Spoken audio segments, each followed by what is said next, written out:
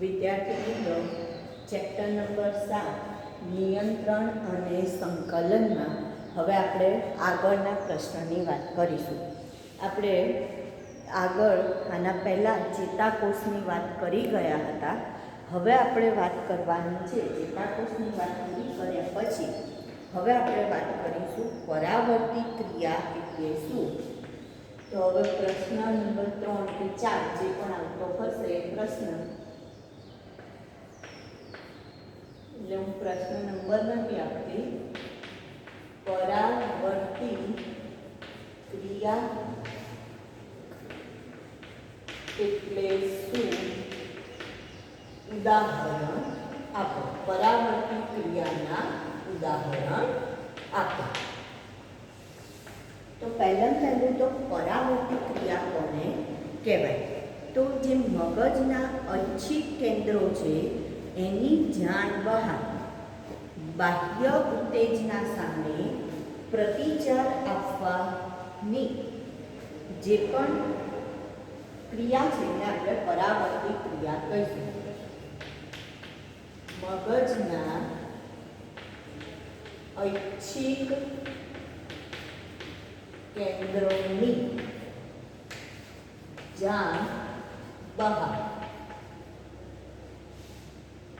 બાહ્ય પરિબળ સામે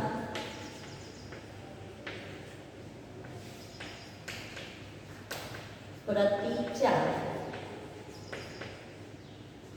ની ક્રિયા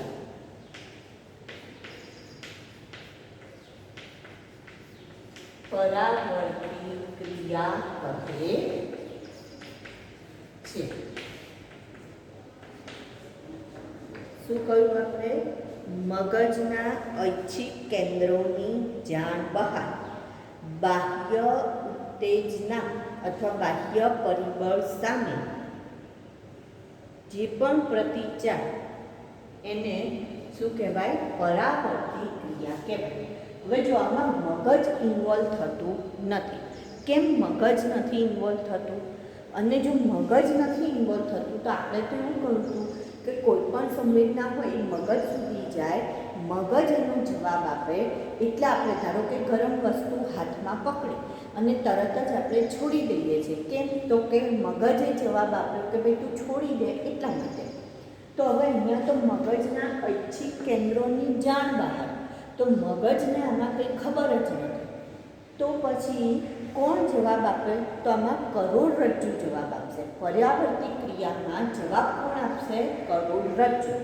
તો કેમ મગજ સુધી છેક સંદેશો નથી પહોંચાડતું અને ખાલી કરોડરજ્જુ સુધી જ પહોંચાડીને જવાબ લઈ લેવામાં આવે?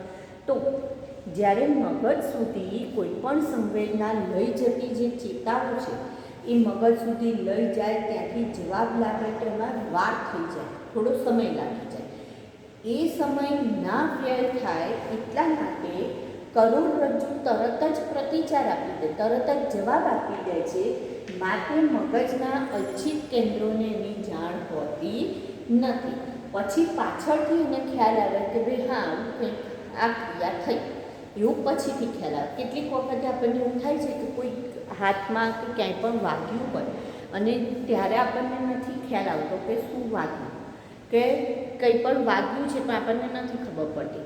પણ જ્યારે આપણે કંઈક લીંબુ નીચોવીએ અથવા તો ખટાશવાળી વસ્તુ અથવા મીઠું અડે તો આપણને ખ્યાલ આવે. તો આપણને એમ થાય કે આ મને ક્યાંથી વાગ્યું, શું વાગ્યું? ત્યારે આપણને ક્વેશ્ચનિંગ થતો હોય છે. તો આવી જ રીતના અહીંયા મગજના ઐચ્છિક કેન્દ્રોની જાણ બહાર બાહ્ય પરિબળ સામે, કોઈ પણ પરિબળ સામે જે પ્રતિચાર થાય છે એને પરાવર્તી ક્રિયા કહેવાય. જો એના ઉદાહરણ લેવા હોય તો ઉદાહરણમાં પહેલું ઉદાહરણ આપણે લઈશું કે જ્યારે આપણે એને કોઈ પણ ગરમ વસ્તુ હાથમાં પકડીએ છીએ કે તરત જ આપણે તેને છોડી દઈએ છીએ. ગરમ વસ્તુ હાથમાં પકડતા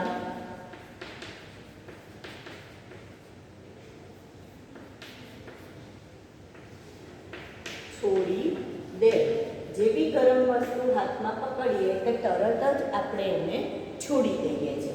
બીજું જો આપણને કંઈ પણ કાંટો કે કંઈ પણ ભોકાય છે હાથમાં, તો ક્યાંય પણ આપણને કાંટો ભોકાય અથવા પીન વાગે તો હાથ ઝડપથી પાછો ખેંચી લો. હાથમાં કે પગમાં પીન વાગતા હાથ ઝડપથી પાછો ખેંચી લે. પછી જો આપણે કહીએ તો બગાસું ખાવું. બગાસાની જે પ્રક્રિયા છે બગાસું ખાવું એ પણ કેવી પ્રક્રિયા થશે તો કે પરાવર્તી ક્રિયા થશે. છીંક ખાવી, ઉધરસ ખાવી આ પણ શેમાં આવશે? પરાવર્તી ક્રિયામાં આવે છે. બરાબર. તો બગાસું ખાવું, આંખના પલકારા. બગાસા જોડે આપણે છીંક ઉધરસ પણ લખી શકો. છીંક ઉધરસ ખાવી, આંખો પટપટાવી અથવા આંખના પલકારા કહીશું.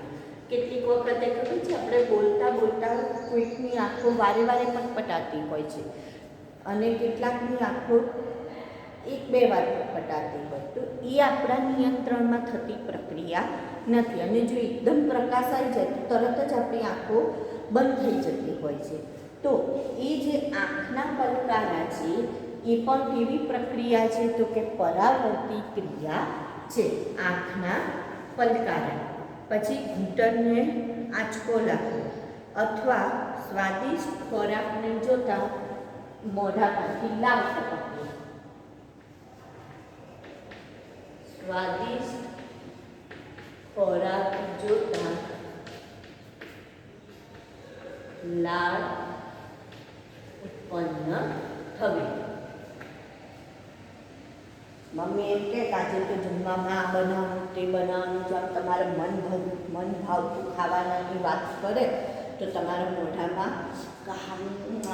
પાણી આવી જાય. તો એ જે લાળ ઉત્પન્ન થવી એ પણ કઈ ક્રિયા છે? પરાવર્તી ક્રિયા. તો પરાવર્તી ક્રિયાની વ્યાખ્યા આપણે આપી કે મગજની જાણ બહાર, એટલે કે મગજના જે ઐચ્છિક કેન્દ્રો છે એની જાણ બહાર કોઈ પણ બાહ્ય પરિબળ સામે પ્રતિચાર આપી દેવો એને શું કહેવાય? પરાવર્તી ક્રિયા તરીકે ઓળખવામાં આવે. હવે પરાવર્તી ક્રિયા પછી નવો પ્રશ્ન આવે છે પરાવર્તી કમાન. ક્રિયા પછી શું પ્રશ્ન આવશે? હવે પરાવર્તી કમાનનો પ્રશ્ન આવશે. તો પરાવર્તી કમાન એટલે શું? આકૃતિ સહવર્ણો અથવા તો પરાવર્તી કમાન ટૂંક નોંધ લખો. 2 માર્ક્સમાં પૂછાય, 3 માર્ક્સમાં પૂછાય. 2 માર્ક્સમાં પૂછાય તો પણ આકૃતિ દોરવી, 3 માર્ક્સમાં પૂછાય તો પણ આકૃતિ દોરવી. જ્યારે પણ બોર્ડમાં કોઈ પણ ક્વેશ્ચન પૂછાય તો એની અંદર તમને જો બ્રેકેટમાં આપ્યું ના હોય કે આકૃતિ જરૂરી નથી, એનો મતલબ તમારે ફરજિયાત એ પ્રશ્નમાં આકૃતિ દોરવી. જે પ્રશ્નમાં બ્રેકેટમાં લખ્યું હોય કે આકૃતિ જરૂરી નથી એ જ પ્રશ્નમાં તમારે આકૃતિ દોરવાની રહેતી નથી. તો પ્રશ્ન છે પરાવર્તી કમાન. ટૂંક નોંધ લખો.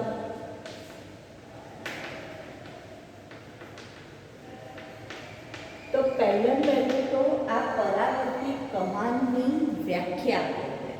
કમાન એટલે શું? તો જે તીર કામઠું કહીએ ને આપણે, એમાં જે કમાન બને છે એ કમાન. તો અહીંયા કોનો એવો કમાન આકાર બને છે? તો સંવેદી ચેતા,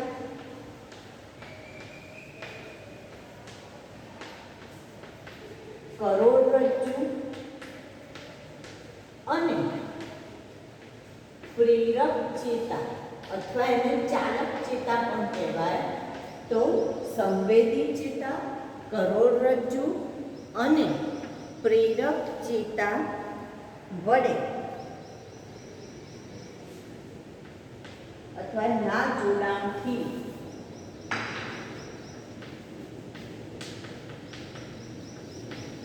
રચાતા પથને પરાવર્તી કમાન કહે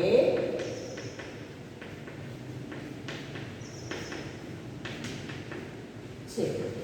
બરાબર, એના દ્વારા રચાતો જે પથ છે એને શું કહીશું આપણે? પરાવર્તી કમાન તરીકે ઓળખીશું. હવે હું તમને આકૃતિ દોરીને સમજાવું એટલે તમને વધારે ખ્યાલ આની અંદર આવશે.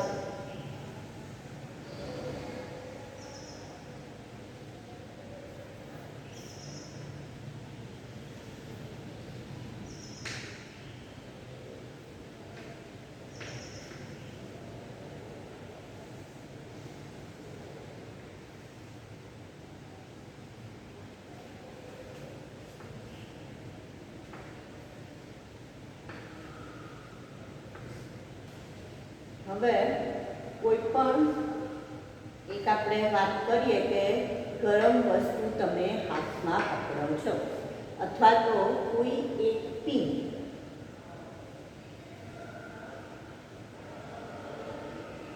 તમારી આંગળીમાં ભોંકાય છે. આ આપણું સંવેદી અંગ છે. સંવેદી અંગ જ્યાં શું ભોંકાયું છે? પિન, ટાંકણી. બરાબર, સંવેદી અંગ છે જ્યાં આપણને ટાંકણી ભોંકાય છે. તો હવે શું થશે? તો અહીંથી સંવેદના લઈ જતી ચેતા, સંવેદના લઈ જતી ચેતાનો સંવેદના ક્યાં સુધી લાવશે? તો ચેતાઓ આ ચેતા છે. બરાબર, જેવી ટાંકણી આપણી આંગળી કે પગ કે ક્યાંય પણ વાગી અથવા તો તમે ગરમ વસ્તુ હાથમાં પકડી, તરત જ સંવેદી ચેતા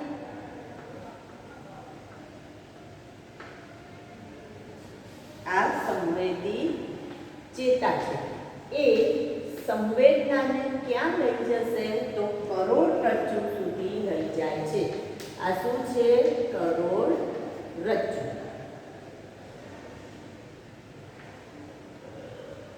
આ કરોડરજ્જુ છે ત્યાં સુધી સંવેદી ચેતા સંદેશો લાવશે. મગજ સુધી પહોંચાડતું જ નથી, સીધું કરોડરજ્જુ. હવે કરોડરજ્જુથી શું થશે? તો કરોડરજ્જુથી ચાલક ચેતા જે છે એ જવાબ લઈ લેશે.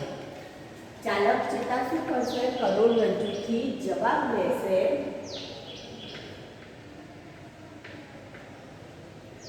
અને એ જવાબ આ અંગને પહોંચાડશે અને એને કહેશે કે તું હાથ લઈ લે અથવા ટાંકણી કાઢી કાઢ. તો આ કઈ ચેતા છે? ચાલક ચેતા અથવા તો એને કહેવાય પ્રેરક ચેતા. તો હવે અહીંયા જુઓ, સંવેદી ચેતા, કરોડરજ્જુ અને ચાલક ચેતા. તો આ જે આકાર રચાયો એ આકાર કયો રચાયો? કમાન આકાર રચાયો. માટે આને શેના તરીકે ઓળખાય? પરાવર્તી કમાન તરીકે ઓળખાય છે. તો આમાં આકૃતિ દોર્યા પછી આપણે પહેલો મુદ્દો શું સમજાવીશું? આકૃતિ દોરી પછી આપણે પહેલો મુદ્દો શું લખીશું? કે જ્યારે પણ કોઈ પણ વસ્તુને, ગરમ વસ્તુને હાથમાં પકડતા અથવા તો કોઈ પણ પિન ભૂંકાતા હાથમાં સંવેદી અંગમાંથી સંવેદી ચેતા દ્વારા કરોડરજ્જુમાં જાય છે. ત્યાંથી ચાલક ચેતા જવાબ ક્યાં લાવે છે? સંવેદી અંગ સુધી લાવે છે અને સંવેદી અંગ તરત જ શું કરે છે? પ્રતિચાર આપે છે. અને પ્રતિચાર રૂપે શું કરશે? તો કે હાથ પાછો લઈ લે છે. આને જો બીજી રીતના લખવું હોય તો આપણે કેવી રીતના લખીશું? તો આને આ રીતના પણ લખાય. ઉત્તેજના પહેલા ક્યાં જશે? તો ગ્રાહી અંગમાં. ગ્રાહી અંગ તરીકે શું છે? તો આપણું આંગળી કે પગ કે કંઈ પણ હાથ કે કંઈ પણ એને આપણે ગ્રાહી અંગ કહીશું. ત્યાંથી સંવેદી ચેતા, સંવેદી ચેતા સંવેદના ક્યાં લઈ જશે? કરોડરજ્જુ સુધી લઈ જાય છે. સંવેદી ચેતા ક્યાં સુધી લઈ જશે? સંવેદી ચેતા કરોડરજ્જુ સુધી લઈ જશે. ચાલક ચેતા જે છે એ અહીંથી ચાલક ચેતા એ ક્યાં સુધી લાવશે? તો આના આ જ અંગ જોડે પાછું લાવશે, પણ એને શું નામ આપી દીધું હવે? પ્રતિચારક અંગ. અને જ્યારે પ્રતિચારક અંગમાં સંવેદના પાછી ફરે તો હવે એને આપણે ઉત્તેજના નહીં પણ શેના તરીકે ઓળખીશું? પ્રતિચાર તરીકે ઓળખીએ છીએ. શેના તરીકે? પ્રતિચાર. તો અહીંયા જુઓ, આ જે માર્ગ રચાયો એ કયો રચાયો? કમાન આકાર માટે એને પરાવર્તિત કમાન કહેવાય. તો આમાં વ્યાખ્યા લખો, આ લખો અને આની સમજૂતી અને શબ્દો વાક્ય રૂપે લખો, આકૃતિ દોરો અને પછી ઉદાહરણ તરીકે શું લખવાનું છે? નીચે ઉદાહરણ કરી લખવાનું કે જ્યારે કોઈ ગરમ વસ્તુ હાથમાં પકડીએ અથવા આપણને પિન ફૂંકાય તો સંવેદી ચેતા સંવેદના ક્યાં લઈ જશે? કરોડરજ્જુ સુધી લઈ જાય છે, જ્યાંથી પ્રતિચાર ચાલક ચેતા પ્રતિચારક અંગ સુધી લાવે છે, જેને આપણે શેના તરીકે ઓળખીએ છીએ? પરાવર્તિત કમાન તરીકે ઓળખીએ છીએ. તો આ રીતના એની ટૂંક નોંધ થશે. ખ્યાલ આવી ગયો? બરાબર. હવે આગળનો પ્રશ્ન આવશે મનુષ્યનું ચેતા તંત્ર. મનુષ્યનું ચેતા તંત્ર. તો મનુષ્યના ચેતા તંત્રમાં જો આપણે વાત કરીએ તો બે પ્રકારના ભાગ પાડવામાં આવે છે એના સ્થાનના આધારે. મનુષ્યનું ચેતા તંત્ર બે ભાગ પાડેલા છે એના સ્થાનના આધારે. પહેલું કહેલું છે મધ્યસ્થ ચેતા તંત્ર. મધ્યસ્થ ચેતા તંત્ર અથવા એને કહેવાય CNS, central nervous system, CNS. અને બીજું છે પરિઘવર્તી ચેતા તંત્ર. બીજું કયું છે? પરિઘવર્તી ચેતા તંત્ર, જેને PNS. P એટલે પેરીફેરલ, પરિઘને પેરીફેરી તરીકે ઓળખાય એટલે એના ઉપરથી peripheral nervous system. Peripheral nervous system. આની અંદર જોઈએ તો મધ્યસ્થ એટલે અહીંયાથી, તો આ મધ્યસ્થ ભાગ છે આપણા શરીરનો, તેમાં મગજ અને કરોડરજ્જુનો સમાવેશ થાય. શેનો સમાવેશ થાય? મગજ અને કરોડરજ્જુ. પરિઘવર્તી જે છે એમાં આપણે વાત કરીશું મગજમાંથી નીકળતી ચેતા, એટલે એને કહેવાય મસ્તિષ્ક ચેતા. મગજમાંથી નીકળતી ચેતાને શું કહીશું? મસ્તિષ્ક ચેતા. અને કરોડરજ્જુમાંથી નીકળતી ચેતા જેને શું કહેવાય? કરોડરજ્જુ ચેતા. મસ્તિષ્ક ચેતા, કરોડરજ્જુ ચેતા. મસ્તિષ્ક ચેતા જે છે એ 12 જોડ હોય. કેટલા જોડ હોય? 12. અને કરોડરજ્જુ ચેતા છે એ 31 જોડ હોય છે. કરોડરજ્જુ ચેતા કેટલા જોડ હોય? 31 જોડ હોય. તો મસ્તિષ્ક ચેતા અને કરોડરજ્જુ ચેતા. તો મનુષ્યના ચેતાતંત્રમાં મધ્યસ્થ ચેતાતંત્ર, પરિવર્તી ચેતાતંત્ર. મધ્યસ્થને બીજું શું નામ આપેલું છે? Central nervous system. અને પરિવર્તીને પેરિફેરલ નર્વસ સિસ્ટમ. જો આની અંદર બીજા પણ ભાગ પાડેલા છે. સ્વયંવર્તી ચેતાતંત્ર, સ્વયંવર્તી અથવા તો એને ઐચ્છિક અને અનૈચ્છિક ચેતાતંત્ર એવું પણ કહેવાય છે. ઐચ્છિક ચેતાતંત્ર જેની અંદર ઐચ્છિક જે છે અથવા સ્વયંવર્તી છે એમાં અનુકંપી અને પરાનુકંપી. સ્વયંવર્તીની અંદર ચેતાતંત્રમાં અનુકંપી અને પરાનુકંપી ચેતાતંત્ર. પણ એ આપણી ચોપડીમાં નથી એટલે હું એને લેતી નથી. અનુકંપીનો મતલબ શું અને પરાનુકંપીનો મતલબ શું? તો બંને એકબીજાના પૂરક બનીને કામ કરે. અનુકંપી અને પરાનુકંપી એકબીજાના પૂરક બનીને કામ કરે. કઈ રીતના?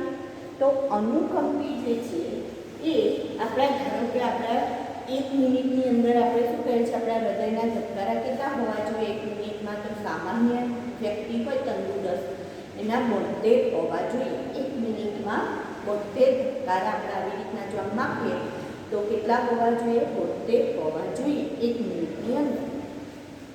અનુકંપી ધારો કે કામ કરે અને એ 72ની જગ્યાએ 110 કરી દે, વધારે.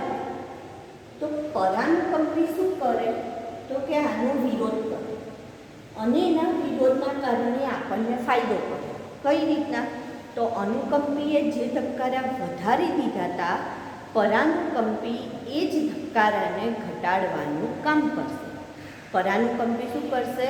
એ જ ધબકારાને ઘટાડવાનું કામ કરશે. એટલે ઘટાડીને કેટલે લેતું આવશે? 72 લેતું આવશે. તો એકંદરે આપણને તો શું થયું? એનાથી ફાયદો થયો. તો અનુકંપી અને પરાનુકંપી એકબીજાના વિરોધી અથવા પૂરક તરીકે કામ કરશે. જે સ્વયંવર્તી ચેતાતંત્રના પ્રકાર છે તો આપણે આમાં આપણનાથું જ આપેલું છે. મગજ, મધ્યસ્થ ચેતાતંત્ર એમાં મગજ અને કરોડરજ્જુ. પરિવર્તીમાં મસ્તિષ્ક ચેતા અને કરોડરજ્જુ ચેતા. ચેતાના 3 પ્રકાર આપણે જોઈ ગયા હતા. કયા 3 પ્રકારની ચેતા? સંવેદી ચેતા, ચાલક અથવા એને પ્રેરક ચેતા કહેવાય. અને ત્રીજી કઈ હતી? મિશ્ર ચેતા. સંવેદીનું કામ શું હતું? સંવેદના ક્યાં સુધી લઈ જાય? મગજ સુધી લઈ જવાનું કામ કરે. કોઈ પણ અંગ હોય ત્યાંથી મગજ સુધી લઈ જવાનું કામ કરે. જ્યારે ચાલક ચેતા મગજથી સંદેશો ક્યાં સુધી લાવશે? પ્રતિચારક અંગ સુધી લાવશે. અને મિશ્ર ચેતા એ બંને કામ કરે એટલે સંદેશો લઈ પણ જાય ને એની એ જ ચેતા સંદેશો પાછો પણ લાવે છે. હવે આના પછી આપણે નેક્સ્ટ લેક્ચરમાં મગજની રચના, મનુષ્યના મગજની રચનાની વાત કરીશું.